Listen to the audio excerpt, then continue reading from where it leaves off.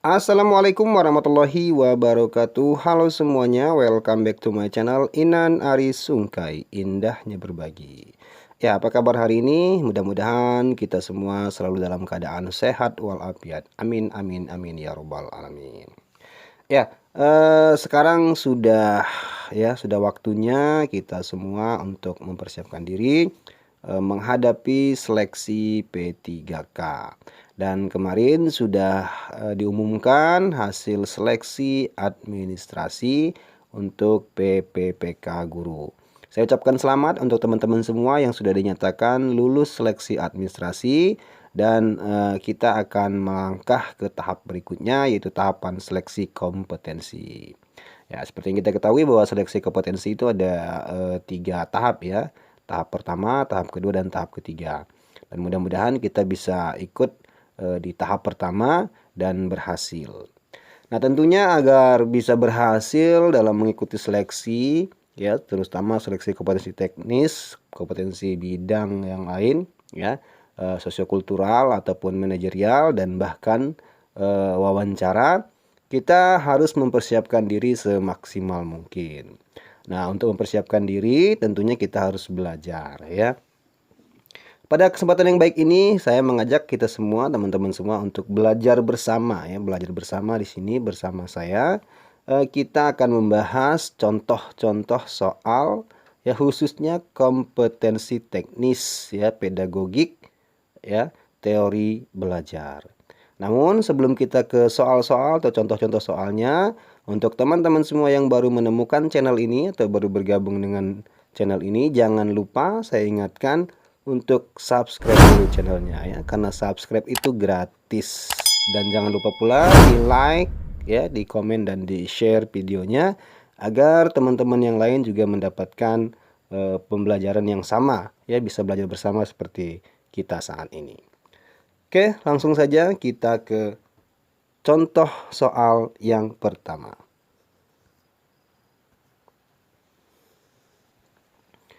Soal nomor 1.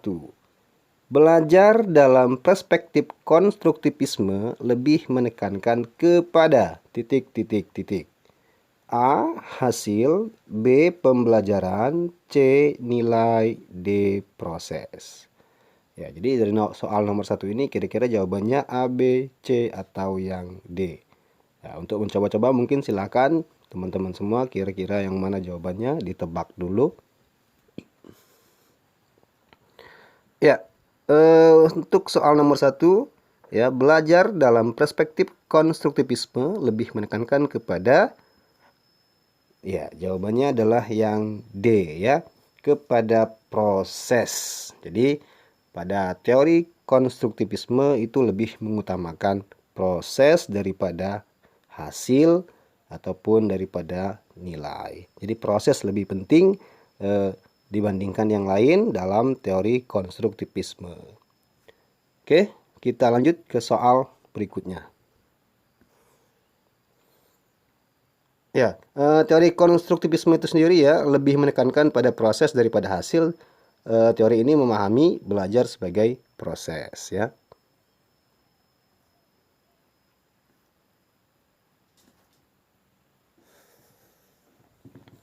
Soal nomor 2. Perspektif kognitivisme berpendapat bahwa perilaku siswa ditentukan oleh persepsi siswa itu sendiri yang dipengaruhi oleh titik. A. Pengalaman, B. Berbagai penguatan, C. Cara belajarnya, dan D. Lingkungannya. Ya, masih tentang teori kognitivisme.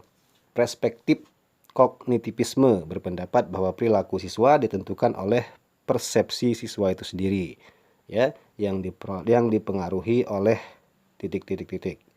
Oke, kira-kira jawabannya yang mana? A, B, C, atau yang D? Ya, jawabannya adalah yang A ya. Jadi pengalaman ya. Perspektif kognitivisme berpendapat bahwa perilaku siswa ditentukan oleh persepsi siswa itu sendiri yang dipengaruhi oleh pengalamannya. Pandangan konstruktivistik mengemukakan bahwa realitas ada pada pikiran seseorang. Manusia mengkonstruksi, menginterpretasikannya berdasarkan pengalamannya. Ya, jadi sekali lagi jawabannya yang A. Oke, lanjut ke soal berikutnya. Soal nomor 3. Dari pernyataan di bawah ini, manakah yang menunjukkan kelebihan pendekatan konstruktivisme dalam proses pembelajaran dilihat dari peran guru? Kembali masih berhubungan dengan teori konstruktivisme.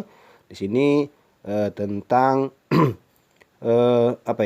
pernyataan yang menunjukkan kelebihan dari teori konstruktivisme dalam proses pembelajaran yang dilihat dari peran guru. Pilihan jawabannya A.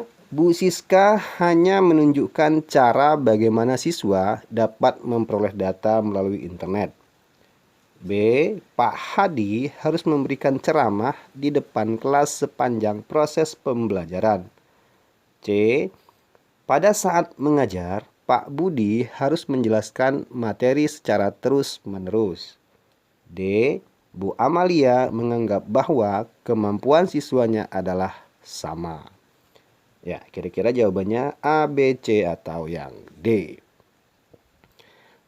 Ya, soalnya ya, pernyataan di bawah ini manakah yang menunjukkan kelebihan pendekatan konstruktivisme dalam proses pembelajaran dilihat dari peran guru. Ingat ya, dilihat dari peran guru. Oke, jawabannya ya, jawabannya adalah yang A ya. Bu Siska hanya menunjukkan cara bagaimana siswa dapat memperoleh data melalui internet. Teori konstruktivistik atau konstruktivisme itu pendidik hanya berperan sebagai fasilitator, motivator, dan mediator dalam pembelajaran. Siswa aktif dan membangun pengetahuannya. Jadi di sini peran guru itu hanya sebagai fasilitator, motivator, dan mediator dalam pembelajaran. Nah, dari pilihan jawaban ini guru ya, dari peran gurunya yang sebagai fasilitator, motivator, dan mediator itu yang tepat adalah yang A ya, karena Bu Siska di sini hanya menunjukkan cara bagaimana siswa dapat memperoleh data melalui internet ya, sebagai fasilitator ya, sebagai mediator. Nah, itu untuk soal nomor 3. Lanjut ke soal berikutnya.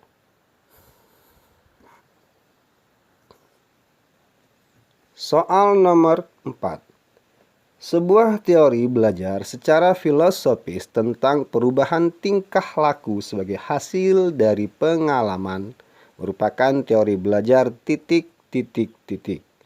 Sekali lagi, sebuah teori belajar secara filosofis tentang perubahan tingkah laku sebagai hasil dari pengalaman merupakan teori belajar titik. Pilihannya A. Behaviorisme, B. Kognitivisme, C. Konstruktivisme, D. Afektivisme. Ya, kira-kira jawabannya yang mana? A, B, C, atau D? Ya, jawabannya adalah yang A, behaviorisme. Belajar adalah perubahan tingkah laku yang merupakan hasil dari stimulus dan respon. Seseorang sudah dianggap belajar apabila sudah mampu menunjukkan perubahan sikap dan tingkah laku yang disebabkan karena adanya stimulus yang diberikan oleh pendidik. Ya.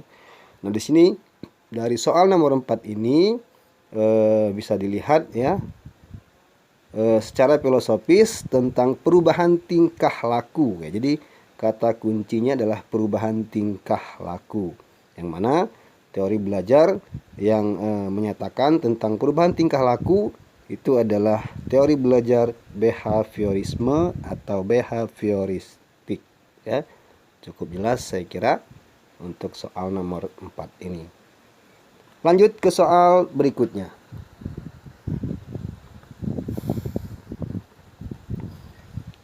Soal nomor 5. Sebuah teori belajar secara filosofis tentang perspektif bahwa para peserta didik memproses informasi dan pelajaran melalui upayanya mengorganisir, menyimpan, dan kemudian menemukan hubungan antara pengetahuan yang telah ada merupakan teori titik titik titik. Pilihan jawabannya A. Behaviorisme, B. Kognitivisme, C. Konstruktivisme, dan D. Afektivisme. Kira-kira jawabannya A, B, C, atau D? Silahkan, mungkin bisa ditebak dulu jawabannya ya. Ya, jawaban yang tepat adalah yang B, kognitivisme. Teori kognitivisme ini memiliki perspektif bahwa para peserta didik memproses informasi dan pelajaran melalui upayanya mengorganisir, menyimpan, dan kemudian menemukan hubungan antara pengetahuan yang baru dengan pengetahuan yang telah ada. Model ini menekankan pada bagaimana informasi diproses. Ya. Dari soal nomor 5 ini bisa kita lihat kata kuncinya adalah ya bahwa peserta didik memproses informasi dan pelajaran melalui upayanya mengorganisir, menyimpan, dan kemudian menemukan hubungan antara pengetahuan yang telah ada merupakan teori kognitivisme. Ya, jelas ya. Oke, kita ke soal berikutnya. Soal nomor 6. Aliran ini lebih menekankan bagaimana kegiatan pembelajaran menjadi menarik.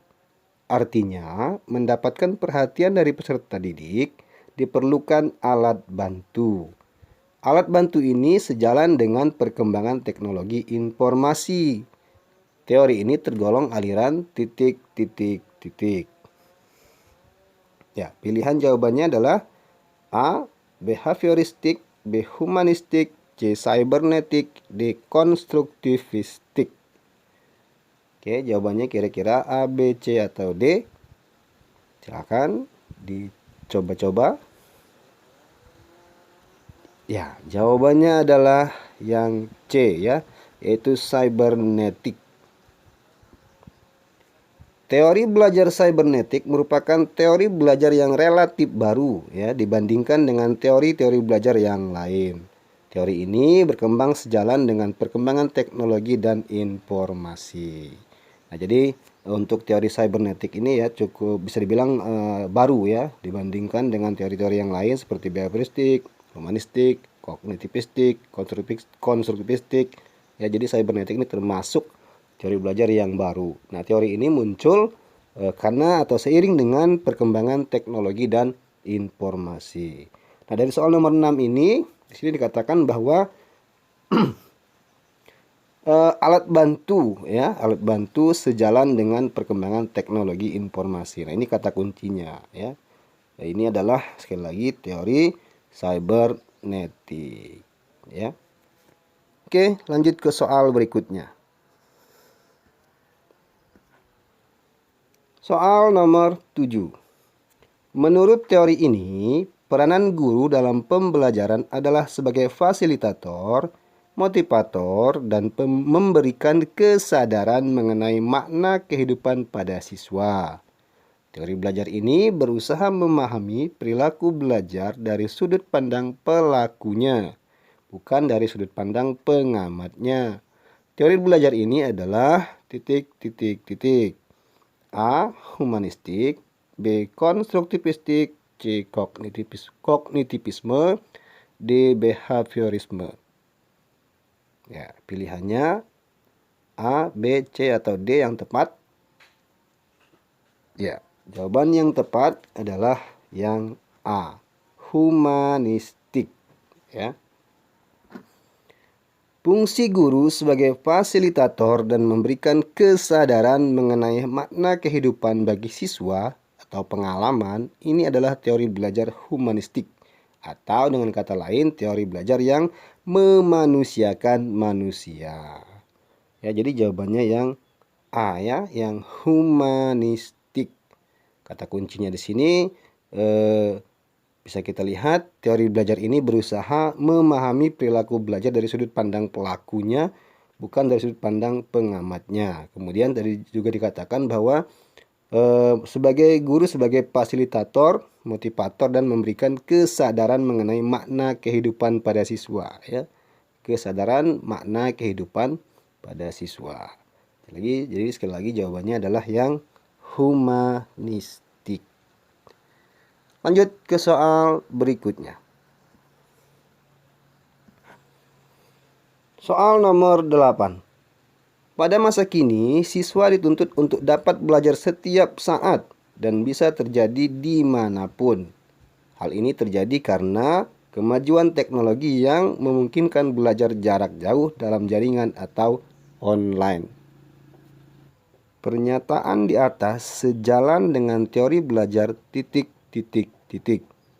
A. Cybernetik, B. Konstruktivistik, C. Behavioristik, dan D. Humanistik. Ya, jawabannya kira-kira A, B, C, atau yang D. Silakan ditebak-tebak dulu ya. Oke, jawabannya adalah yang A.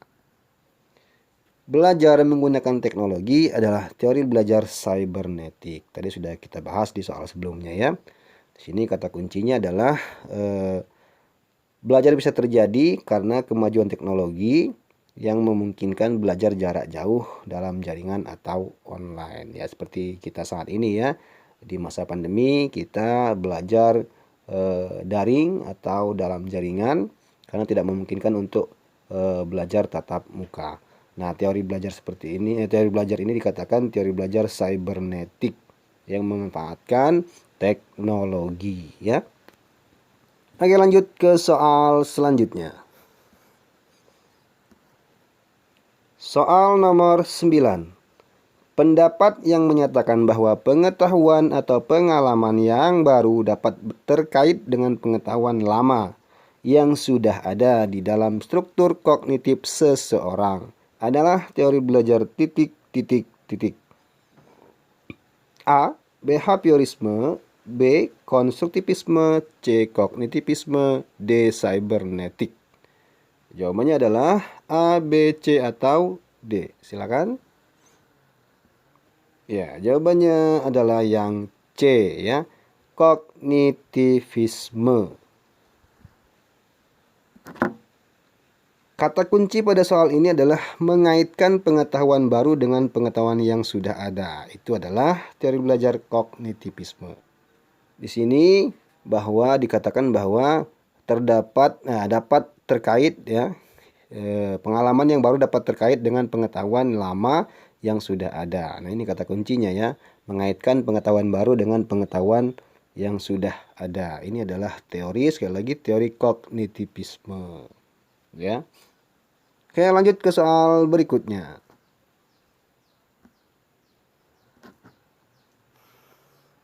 Soal nomor 10. Penerapan aturan kedisiplinan di sekolah yang berkait dengan pemberian reward dan punishment merupakan perwujudan dari teori belajar A. Konstruktivistik, B. Behavioristik, C. Humanistik, D. Cybernetik. Ya, jadi soal nomor 10 ini berkaitan dengan penerapan aturan kedisiplinan ya, yang kemudian dikaitkan dengan pemberian reward atau hadiah atau penghargaan dan juga punishment. Ini adalah teori Kira-kira yang mana jawabannya? Ya, jawabannya adalah yang B ya, teori behavioristik. Dalam teori behavioristik, pendidik sangat mendominasi dalam proses kegiatan pembelajaran. Tugasnya memindahkan pengetahuan ke orang yang belajar dengan cara memberikan stimulus, penghargaan atau kehukuman dalam kegiatan pembelajaran untuk mencapai hasil belajar yang baik. Sementara peserta didik itu sendiri dianggap sebagai objek yang pasif. Jadi yang berkaitan dengan reward dan punishment itu adalah teori behavioristik ya. Nah, itulah teman-teman semua 10 soal, ya, 10 contoh soal kompetensi teknis khususnya pedagogik, ya, materi tentang teori belajar, ya. Materi tentang teori belajar ini bagi kalian teman-teman semua yang sebelumnya pernah mengikuti program guru belajar untuk P3K, ini ada dalam materi tersebut, ya, bisa kalian pelajari kembali tentang teori belajar sebagai tentunya persiapan kita dalam menghadapi seleksi P3K. Mudah-mudahan bermanfaat, bisa dipahami dan dimengerti, ya. Kita belajar bersama untuk persiapan seleksi P3K. Jangan lupa sekali lagi untuk yang baru bergabung belum subscribe, saya ingatkan jangan lupa di subscribe dan nyalakan lonceng notifikasinya. Karena apa? Sekali lagi, karena akan ada video-video berikutnya, kita akan belajar bersama lagi untuk membahas contoh-contoh soal yang mungkin berguna dan bermanfaat untuk kita dalam menghadapi seleksi P3K. Terus semangat, ya, terus belajar untuk kesuksesan kita bersama. Mudah-mudahan kita semua bisa berhasil dan sukses menjadi ASN P3K guru khususnya. Oke, itu saja untuk video kali ini. Terima kasih. Wassalamualaikum warahmatullahi wabarakatuh.